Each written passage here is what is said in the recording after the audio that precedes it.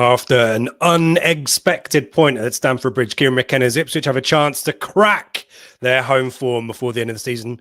After an exciting trip to the Burnabout, Arsenal will be hoping to not have eggs on their faces come Sunday evening. Oi, welcome to Blue Monday, an Ipswich Town podcast.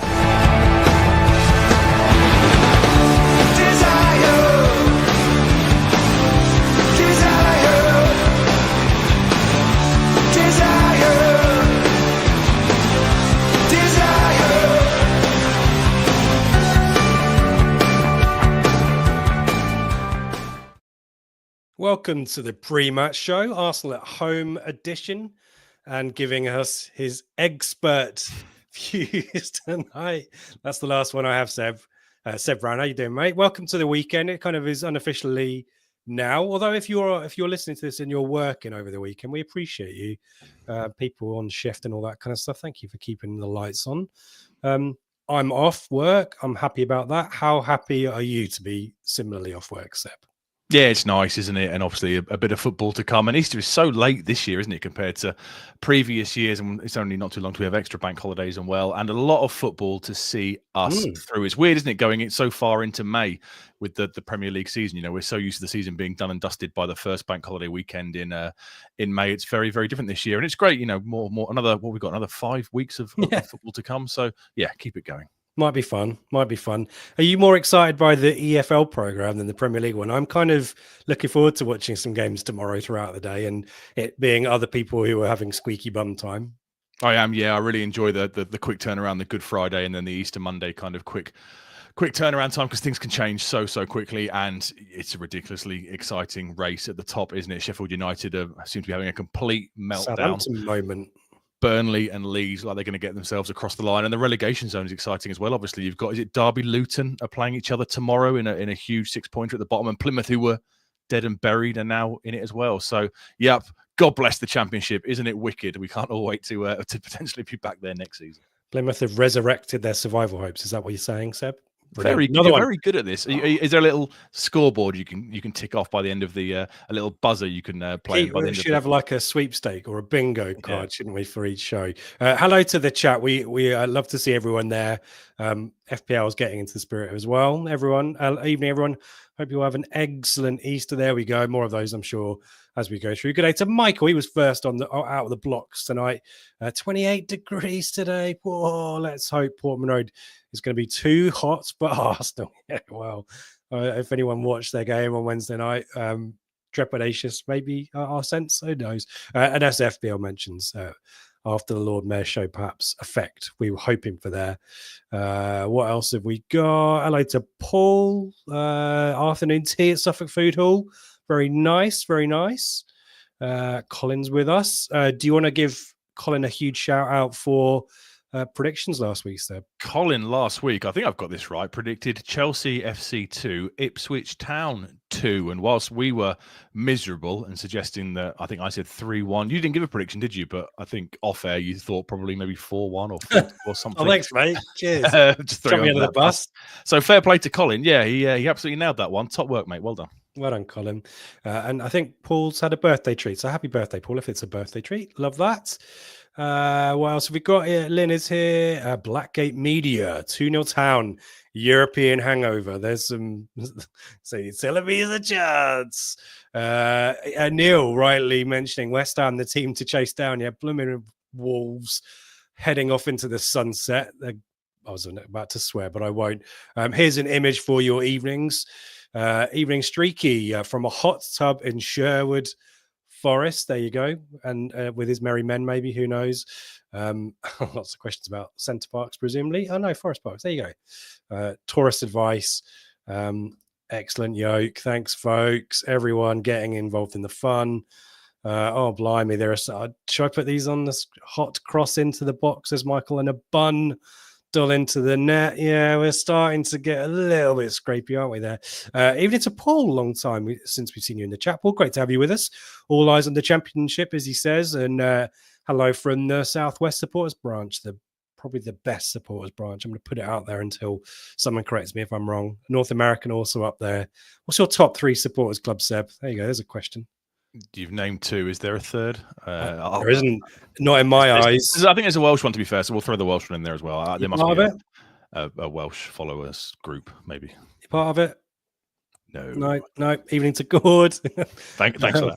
Yep, chuck you under the bus now. And Matt, last night has given me even more confidence heading into Sunday. Is it well-placed confidence, Matt? We will find out later. Not much going on news-wise, Seb, but I think I will use the brief opportunity we have to congratulate ITFC women for putting themselves in a really fantastic position for the final day. 11-0. The drum was dusted off. I think it's got its first appearance of the season at Stadium MK.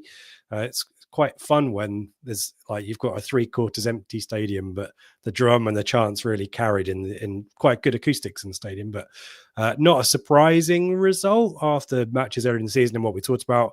Hashtag won their game just to ruin the fun. So it does go down to the final day, but it kind of needs a mathematical miracle, I think, Seb.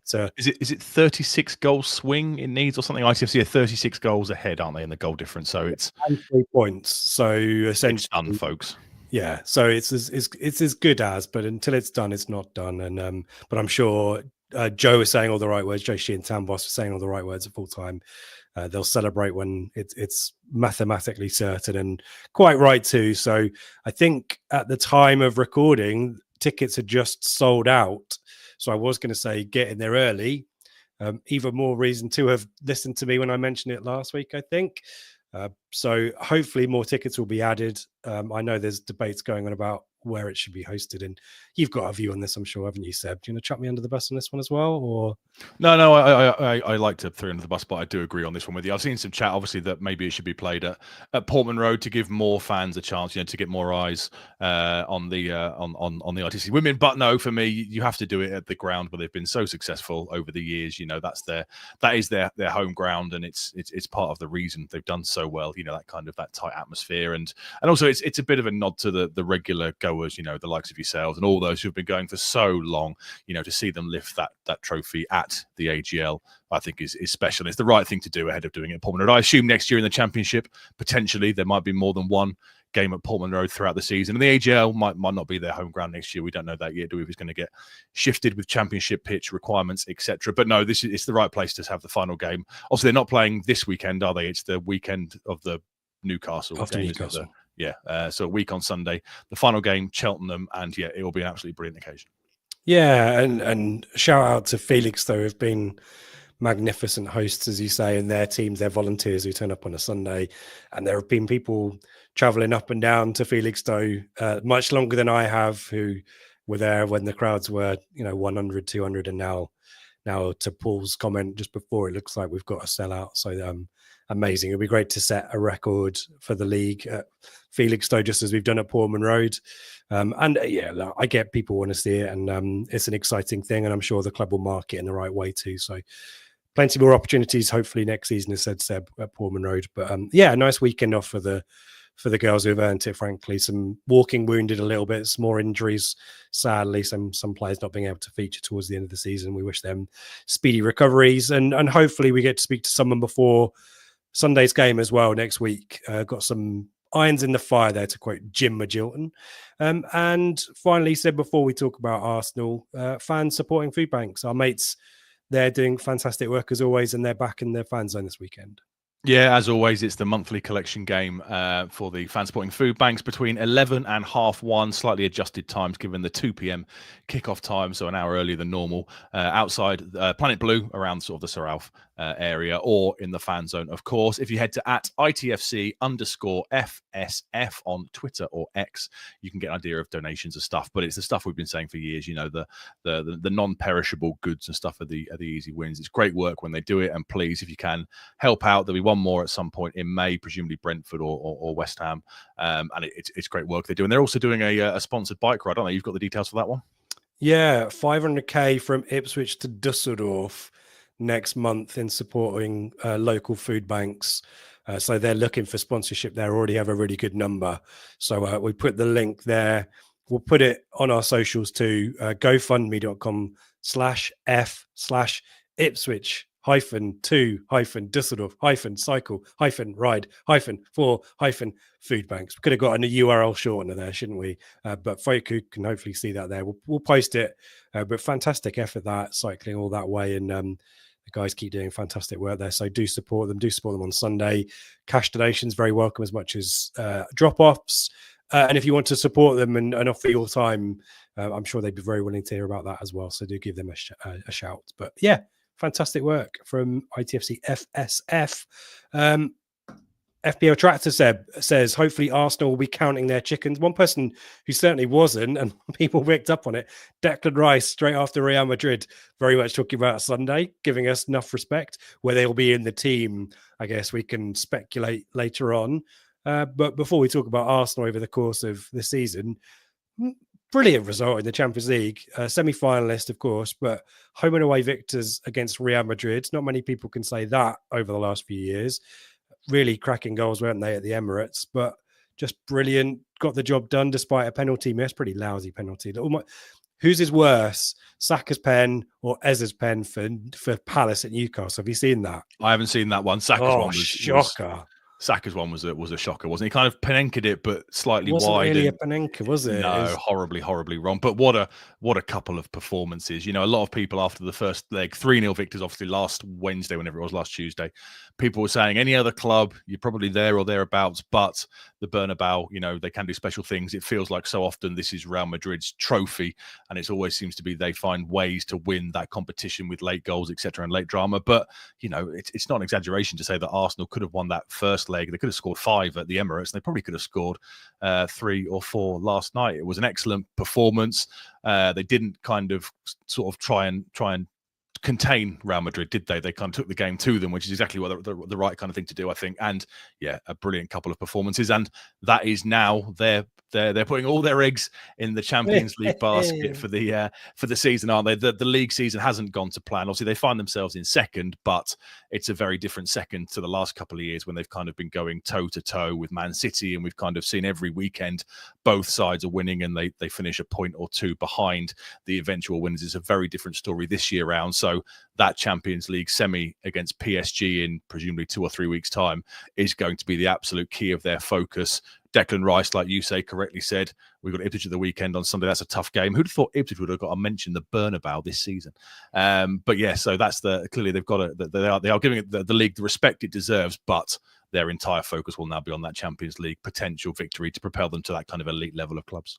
And as Neil quite rightly mentions here, I guess we hope for some rotation to give us a chance. I mean, we'll talk more about what this game means for us later on. But as he mentioned, seeing the likes of Rice and Saka play is kind of why you want to be in the big leagues and play Arsenal. We were talking before we came on air about, I remember my era of Arsenal started with the George Graham team, the Ian Wright, the Tony Adams, Nigel Winterburn, you know, that kind of era. And then, you know, we were both talking about, you know, the Wenger era in 2000 through to 2002. The guys did great work on Blue Monday Rewind talking about the most recent games, you know, Henry and Ljungberg and stuff like that. And that's Arsenal are a giant club, really, aren't they, in England? I know recent years trophies have been hard to come by, but still a huge club. And there's always a lot of excitement, isn't there, to Neil's point, when teams like Arsenal come to Portman Road. Very much so, and they've got that touch of class as well. You know, we've sounded the proper club klaxon for the likes of Newcastle, obviously Everton, Man United, etc. throughout the season. Liverpool, Arsenal have got the proper club klaxon, and also a touch of class. You know, you think of Highbury and the Marble Halls and the way they used to do things, and yeah, I'm a big fan of Arsenal. Season to date, as you say, though, perhaps in terms of it's difficult to know what the primary objective is. Always, the Champions League always feels like something that you kind of grow into the season and you figure out as you go along, rather than a target you have for the start of it. They would have been looking for a title, and it looks so far off. It's almost like us getting survival right now, doesn't it, for them? Give us a state of play, though. They could have fallen away from Liverpool, haven't they? Yeah, second in the league with 63 points, played 32, won 17, drawn 12 games this season, only lost 3, scored 57 goals, conceded 27. They are 13 points behind Liverpool. If Liverpool beat Leicester this weekend and we beat Arsenal, Liverpool will be crowned champions. They're 4 points clear of Newcastle in third. Newcastle, that result last night, that 5-0 to move above Forest. They've got a little bit of breathing room in kind of the hunt for second place. They've conceded the fewest goals in the league. 27 conceded is the fewest, but they're only the 5th highest scorers after Liverpool, Man City, Newcastle, and unbelievably Spurs, which kind of shows what's gone wrong for them this season. Defensively, incredibly sound, as they have been for the last couple of years, but the goal scoring has been their major issue. There's been so many debates in The Athletic, in podcasts, on Match of the Day, in Super Sundays about how Arsenal need to sign a top-level striker. For whatever reason, they've chosen not to do it for the last couple of windows, and once those injuries that we'll discuss shortly have kind of kicked in, that's when they've really started to kind of struggle. Their last 5 overall, 2 wins, Fulham and Chelsea, 3 draws, Brentford, Everton, and Man United. Their away form mirrors their league position. They're second with 28 points, only conceded 14 goals on the road, which is the fewest in the league. So again, very good defensively.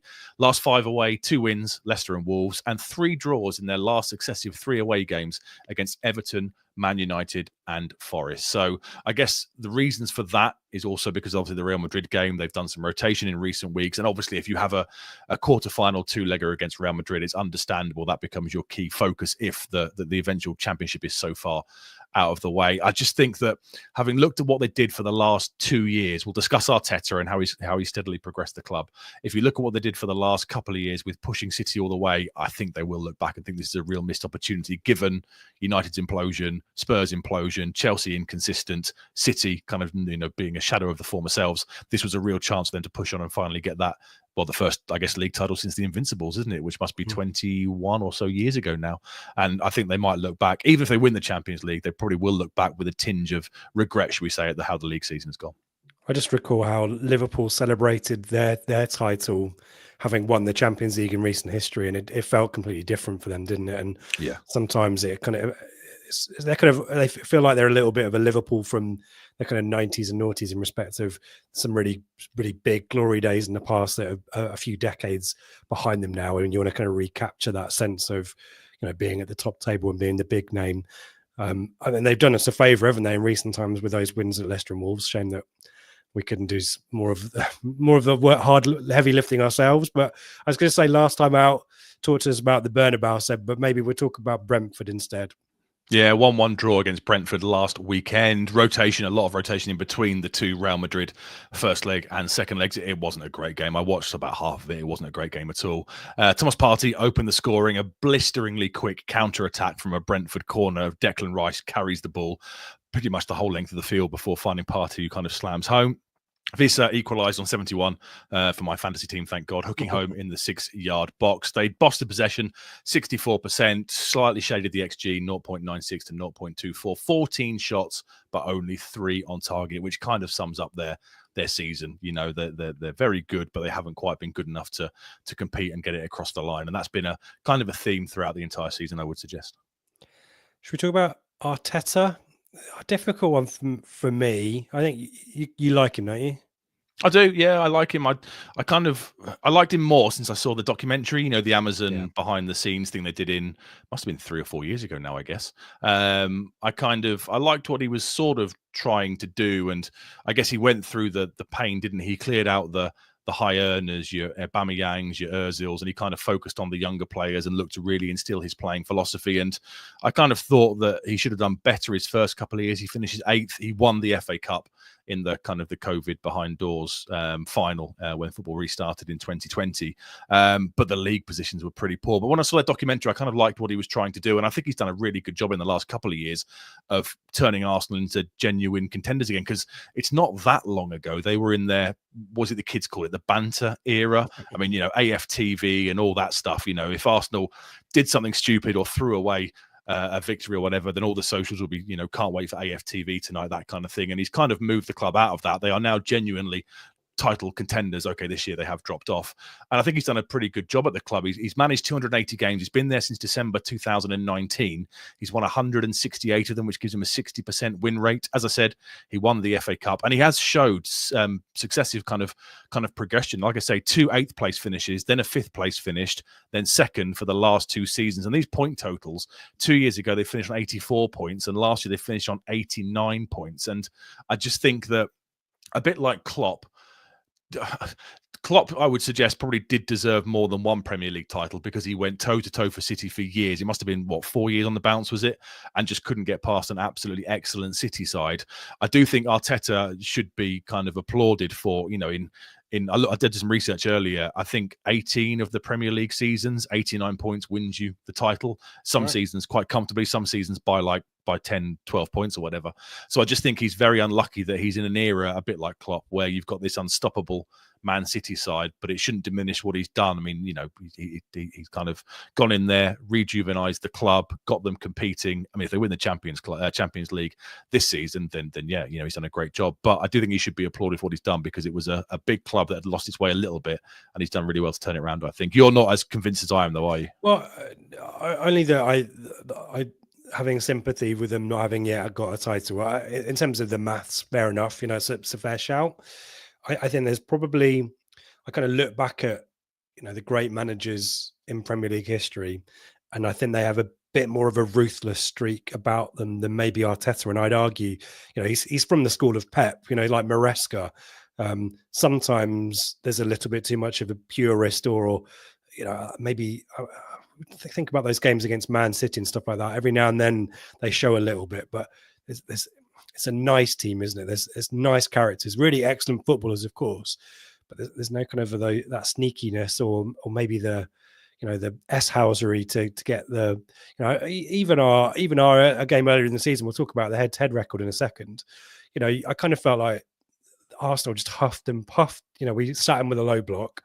They had loads of territory, loads of the ball, but didn't really have a huge amount of shots on goal and sights on goal. And you kind of think, they should have put us to the swords back in December. They should have won that 5 or 6 based on territory and positional, where the ball was. But they're just, getting like a striker. And I kind of think, for what he's achieved, there's definitely, you can respect that. And I like his philosophy. I like how he embraces the young players, signed some good players and improved them as well, hasn't he? But I just think there's that little bit of missing something, and maybe it's that little bit of a ruthless streak. And that's my take on it. But don't diminish it. Really consistent run of, it'll be 3rd, 2nd place finishes more than likely, won't it? Brilliant compared to, as you say, where they were post Wenger, where look at where United are now post Fergie. They just haven't ever figured it out, really, have they? And Arsenal, to their credit, it took them a while. Post Emery, we had Emery and was there a couple of others in there as well, I suspect? No, it went straight from Emery to it went straight from Emery to Arteta. Emery got 18 months, didn't he? And they went straight to Arteta. They could be a United right now, couldn't they? Exactly. Yeah. And they're not that. And so that's to the club's credit. And Arteta has been a really excellent kind of head coach. That's kind of how I see him, maybe to get that next step. And if they win the Champions League, all of my supposed criticism is for naught. But I think Premier League just, requires that little bit of extra, and maybe you'll find it, and maybe needs to say just bring in a couple of extra players and a bit more of that kind of winning mentality, and they'll get that title. But And I guess he does get a bit of mitigation this season with the injuries. I mean, Odegaard missed 3 months in the autumn. Saka missed 3 months from Christmas to April. Kai Havertz is out. Gabriel Jesus did his ACL in January. Gabriel, the defender, is out for the season. But that comes back to the point earlier, how they should have gone out and spent. They should have probably for the last 3 windows, I would suggest. Brief flirtation with Ollie Watkins in the window just gone, but that was like 2 days before the end of the window, and there's no way you could do a deal of that complexity in that amount of time. So yeah, that does kind of reflect poorly, I guess, on the long-term planning. As Colin mentions here, Osborne 1-0, beautiful. Was this win feature in the head-to-head record? I do hope it does. Yeah, it does. Yeah, this is the overall record. It's not just league. So 18 wins for Town, 11 draws between the two, and 31 wins for Arsenal. Push you towards the excellent Blue Monday Rewind. I really enjoyed this week.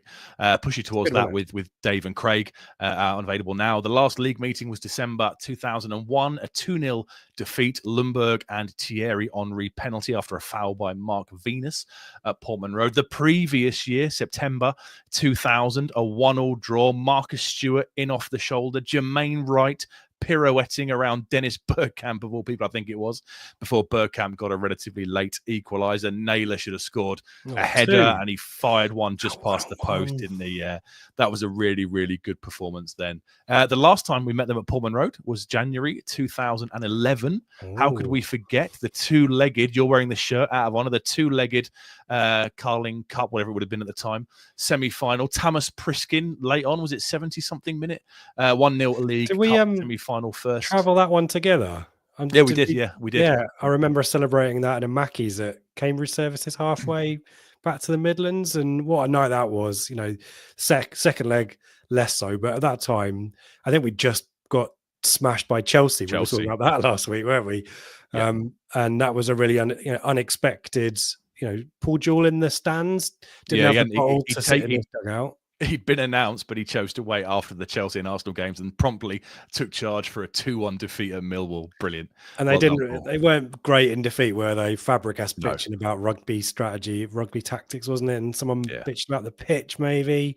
I mean, they did the job in the second leg when we made Benta look like bloody Ronaldo, but Grant that was a great night. The keeper from the kickoff. Do you remember the very first effort at the Emirates?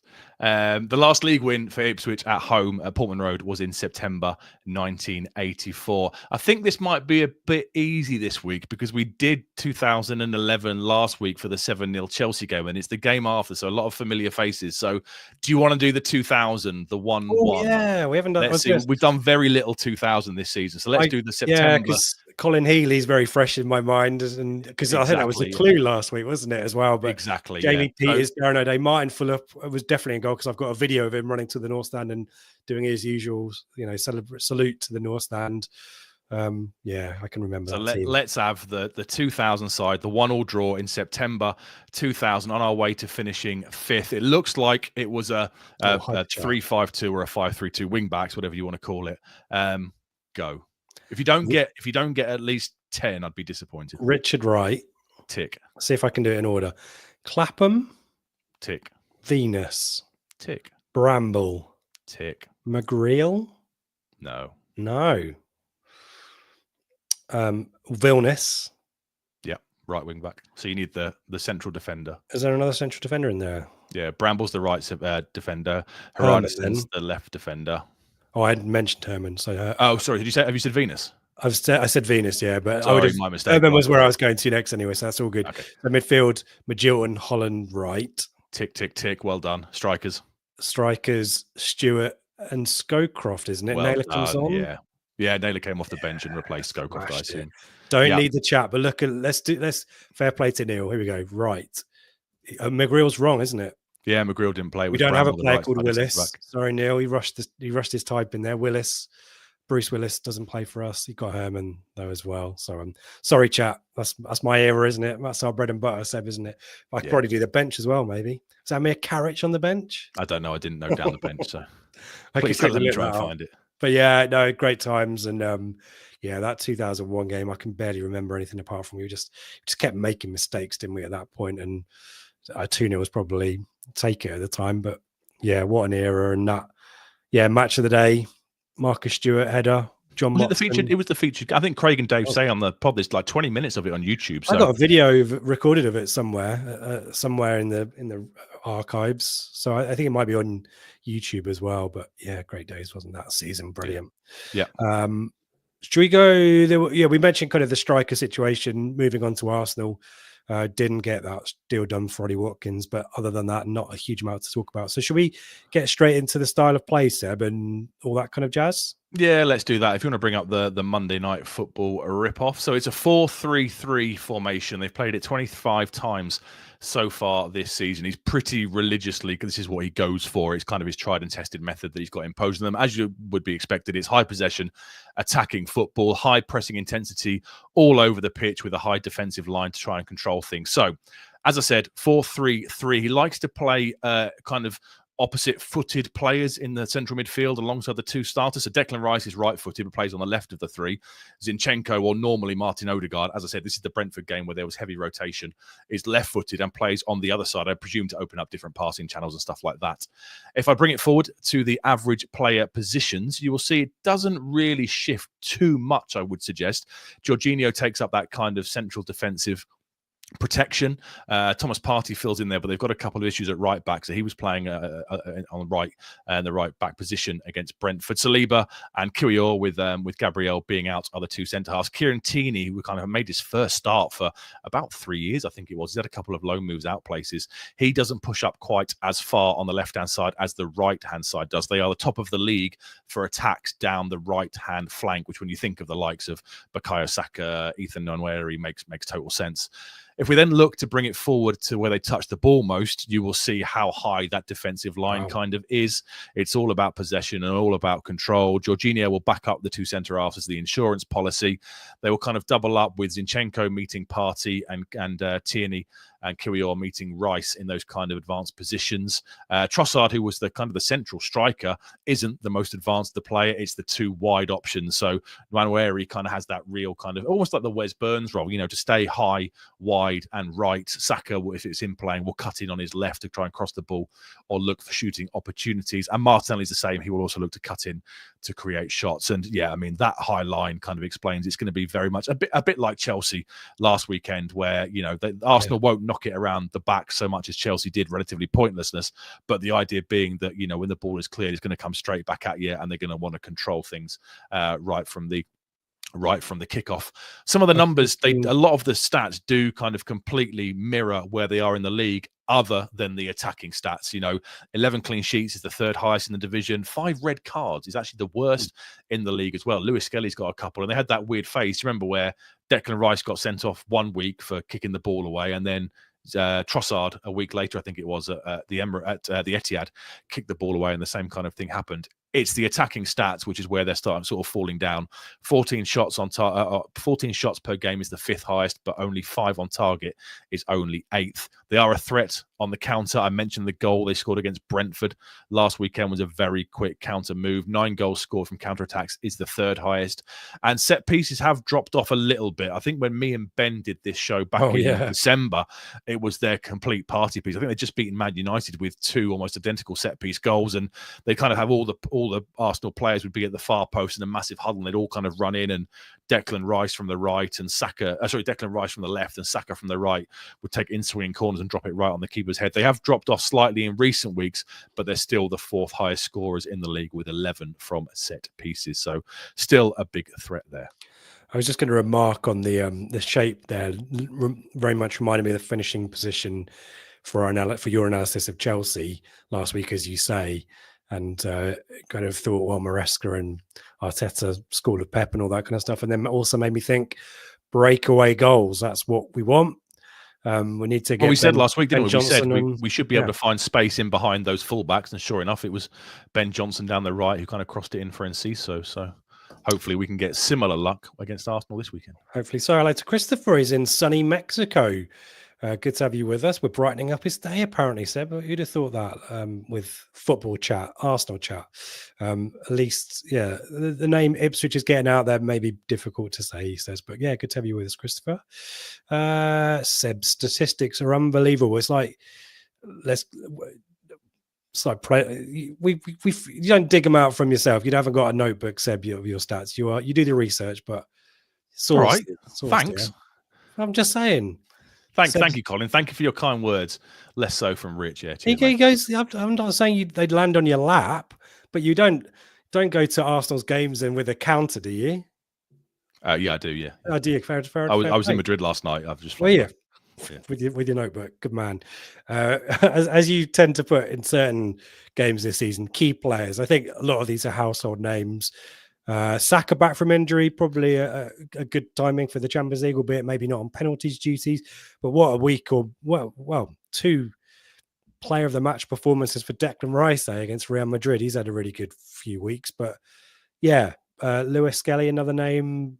Will he resume acrimonious situations with Sam Morsey from Christmas? Who knows? But yeah, canter through the key players. So. It's going to be weird doing this again next season, isn't it? And going back to players who we haven't kind of heard of and trying to find gems and stuff, because this year is just ridiculous. Bukayo Saka, I'm not entirely sure he'll start. I have, spoiler alert, bought him in my FPL team, but I don't think he will start given they play Palace on Wednesday night. They're still working him back from injury. So I'd like to see him at Portman Road, but I'd be surprised. 6 goals and 10 assists in 19 appearances. He's still the 3rd highest assister in the league, despite missing 3 months of it. Declan Rice, I mean, the Arsenal fans chant we got him half price, and it's starting to look that way, isn't it? 2 goals, 6 assists so far this season, 57 touches per game, plays as a box-to-box on the left of the midfield 3. He's absolutely massive. He will run all day. He's an absolutely top-class player who is on imperious levels of form at the moment. His midfield partner, the other side, Martin Odegaard, is a player I really like, a lovely, classy, left-footed player. Real Madrid signed him when he was like 14. Do you remember the kind of the outcry when they took him, and he never really broke through there, had a loan spell at Arsenal. They then signed him.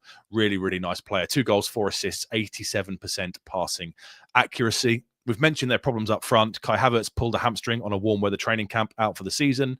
Gabriel Jesus did his ACL in January, out for the season. So they've had to repurpose Mikel Merino, who was signed last summer as a kind of squad player, defensive midfielder / box-to-box midfielder. He was a striker in his youth, and they've shifted him back up front, and he's actually working quite well. He's got 4 league goals. Yeah, 4 league goals and 2 more in the Champions League, including one against Real Madrid last week, since moving back up front. So he'll probably be the kind of the focal point, or it'll be Leandro Trossard.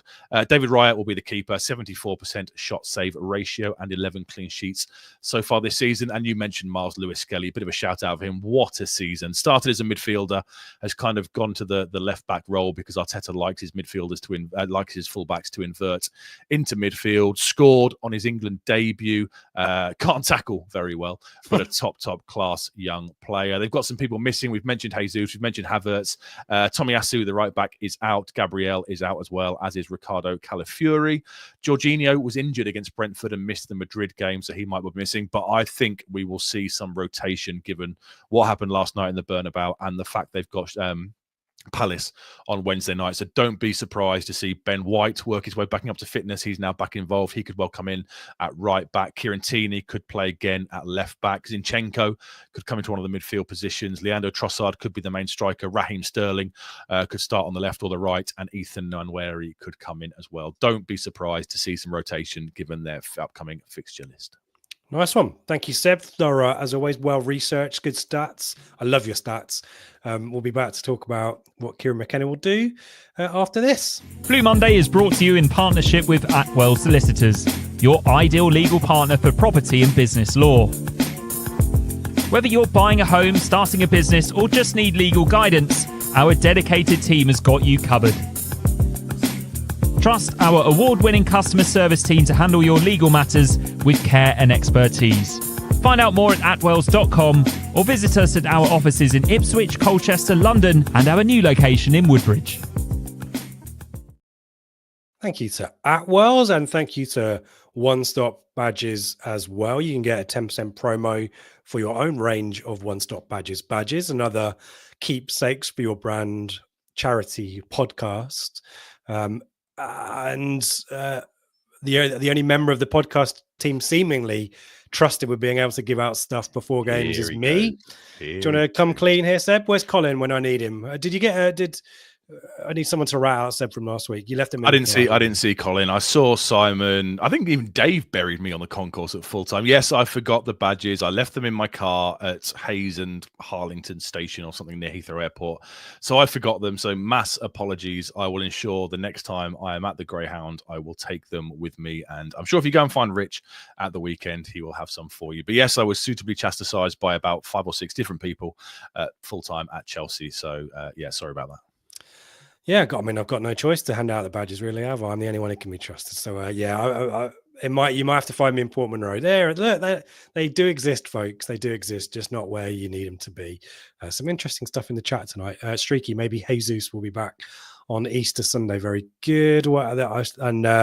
Bit harsh, Neil. Colin was hoping that Pat Rice starts. That's what we want. And FPL Tractor reckoning about half the Real Madrid starters, he reckons. Yeah, probably about right. And then the other half probably start against Palace. He's got the magic FPL eyed as FPL Tractor. The clues in the name, so definitely someone to trust there. Thank you, Paul.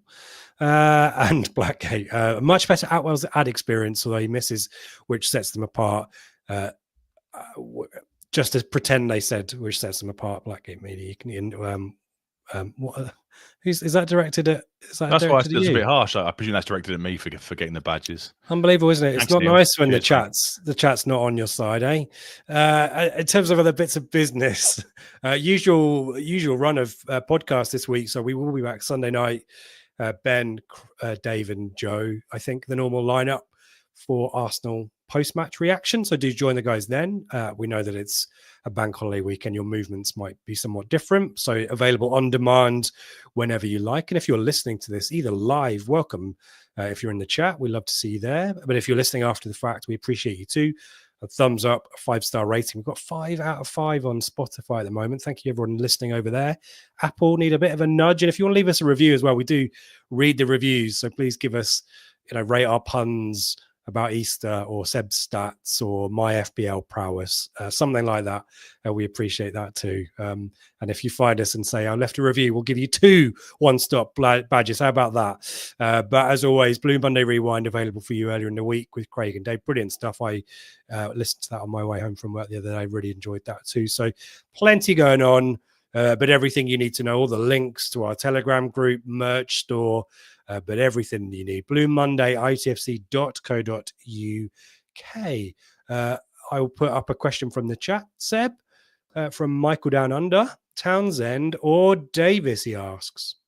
Well, if you want to put the graphic up, I have gone for Connor Townsend to start. As I mentioned, Arsenal are incredibly strong down their right-hand side. And even if it's Sterling, Nwaneri, I keep getting his name wrong, Nwaneri, I think it is, Ben White at right back, Thomas Partey at right back, it will be a real challenge for us to contain that. I thought Leif Davis struggled against Chelsea, if I'm honest. And when Connor Townsend came on, we looked a lot more assured down that side. So I'd be starting Connor Townsend personally, given the threat Arsenal face and given how he is better defensively and, got the assist at Bournemouth, didn't he, for Delap a few weeks ago? So you still get an attacking threat, but I think controlling that side could be quite crucial to the game. So I would be starting Connor Townsend. There you go. That's my predicted 11. Very few changes.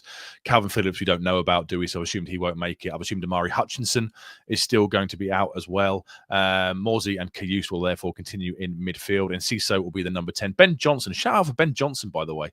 An assist and a goal last weekend has really kind of made that right-sided role his own. So I fully endorse him staying there and doing really well in that position. Delap, I think, will come back in up front now the risk of him missing a ban is over, although I thought George Hurst was excellent last weekend, and I don't think we would have scored the opening goal had Delap been playing, because it was the kind of drop deep, pick the ball up, excellent centre-forward play, and then looking up and playing a key pass that you don't necessarily get when Delap is starting as the central striker. And I've kept Jack Clark on the left because of his work rate off the ball. Philogene looks like he's probably done for the season now, so it's probably a toss-up between Nathan Broadhead and Jack Clark, and I just think Jack Clark's off the ball stuff is better and therefore will help out Connor Townsend in the difficult right-hand side. Anything you disagree with me there?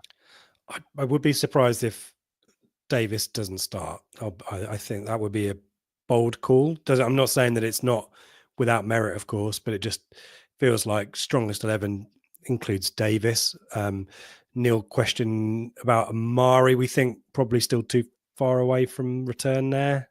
Yeah, presumably. I mean, it's a day later, the game, so the pre-match presser, I assume, will be tomorrow. We might get a hint at it or so, but yeah, I base it off I took him out my FPL side because he's only rated 50% likely to start, and with hamstrings, you can't really risk that, can you? So I'm assuming it might be maybe a couple more weeks before we see him again.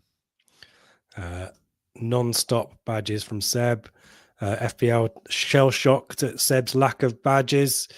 To be fair, Rob comes back in. Professor Seb continues he says the good work. I'd say great work on facts. great work, and not worry Kiss about ass. the badges. Someone else can deal with that. Don't worry about it. David asking us a lot of questions about Man City tonight. Not going to go there on that one. I think there was an expectation that we were going to get something in March and we haven't, and it's dragging on. So not worth worrying about that one. It's not in our control. And frankly, I doubt it's going to do anything different to our outcome. So I would just leave that one there, folks. Colin agrees with you about Johnson, fair play. And that team, Seb, apart from maybe the question mark about left back, does feel strong. I'm really pleased to see Jack Clark. I've got a real soft spot for Jack Clark. I don't know why. I really wanted to see him do well.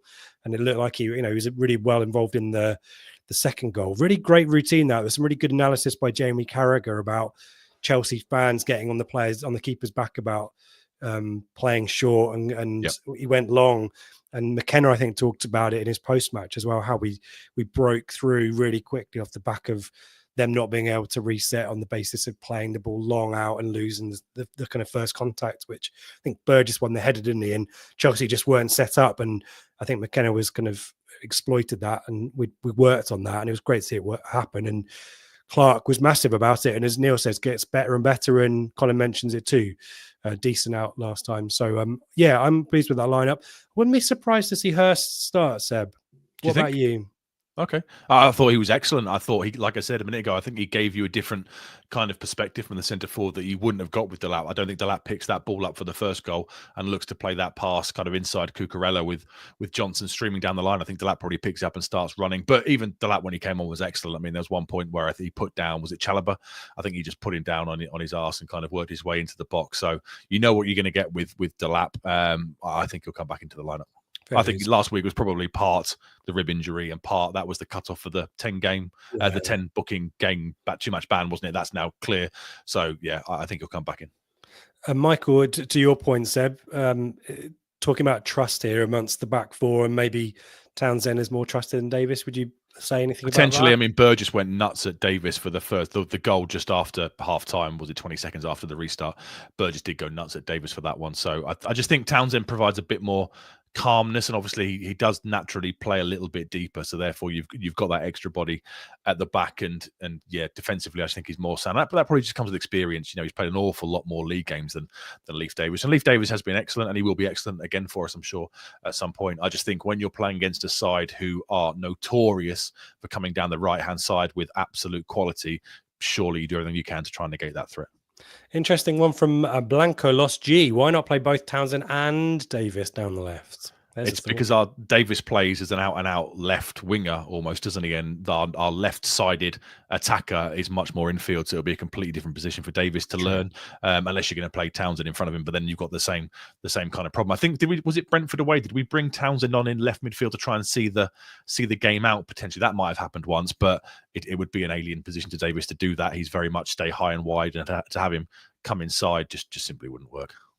Fair point. Yeah, good question though. Thank you for that. And a nice call back to last week, Seb, from FBL Tractor. Seb is awesome at the science. It's a shame we can't wear the pink shirt and play in London every single weekend, because we'd probably be about 13th in the league, wouldn't we? Just play Chelsea every week. Did you try? Can we play you every week? That was good. I enjoyed that. Well done, away end. Right, let's talk about the best feature on the podcast.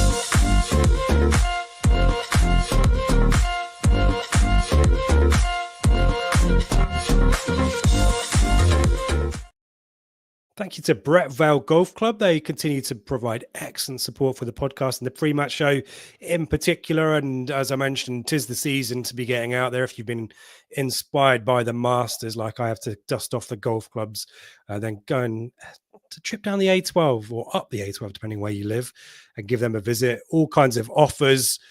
Membership rates frozen through to next year, 15 months for the price of 12, although that is maybe a couple of months out of date. I need to go back to Brett Van and see what the latest offers are, but at the very least you can go and get £25 added to your membership card to use in the bar or in the shop, and you can say to them to redeem that offer, Rich is good at FPL. BrettValeGolf.co.uk. Find out more there, and the link is in our description as well. Seb, do you want to tell the folks watching or listening what happened last week?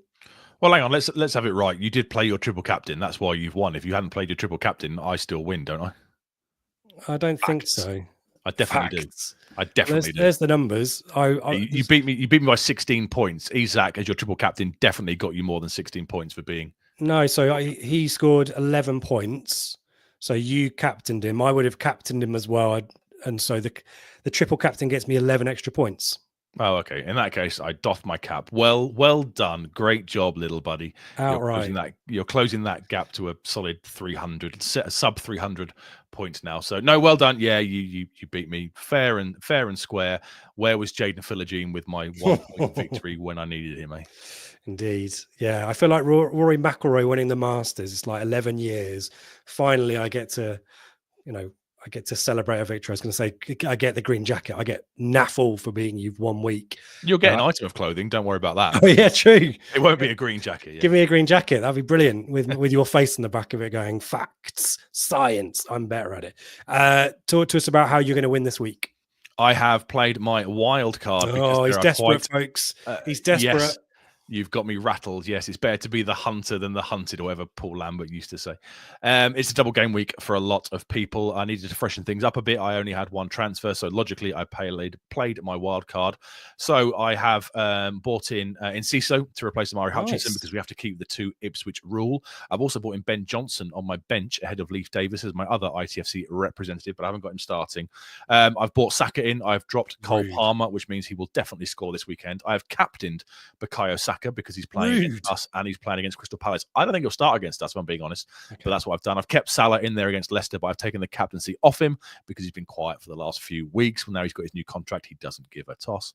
Delap, I'm assuming will start. I've got him up front, and I've bought Omar Marmoush alongside him because City have a double game week.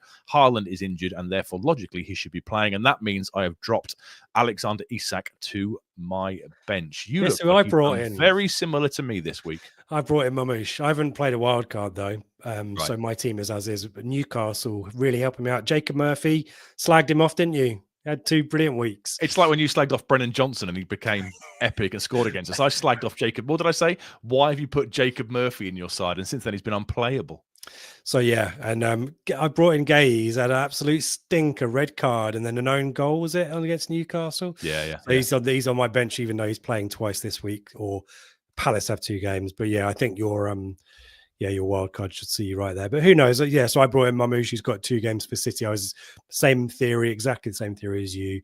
I've got Davis starting there, so hopefully he does me a favour. Otherwise, Gay comes in and gets me negative 2 points or what have you. And yeah, hoping Martinez from Villa does me some favours in goal. But yeah, I'm expecting you to win the week. But it was fun while it lasted. My little moment in the sun. We'll be done. back. Great job, little buddy. Thanks, man.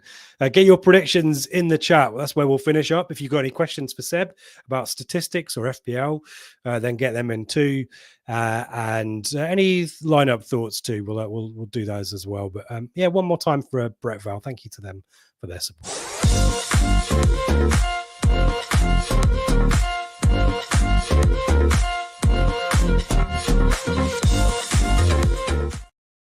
So it's an Easter miracle. I'm just now seeing the chat.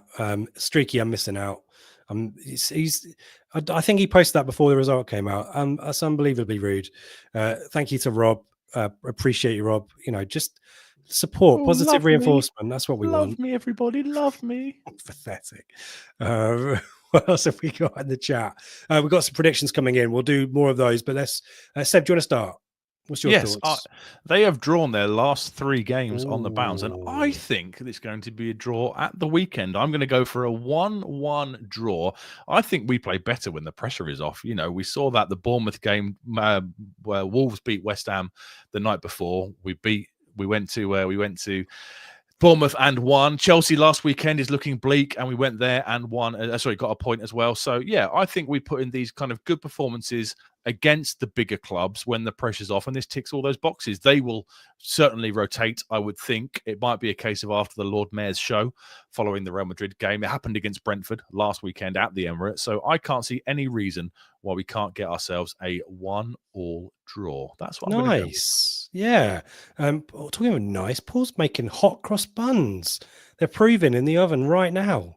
And he says, love this pod. Thanks, Paul. Hot cross buns in the post, presumably. I'll swap you for a one-stop badge there. You probably have to come for me for that. Michael shares your thoughts. He got it eventually. Another draw, 1-1.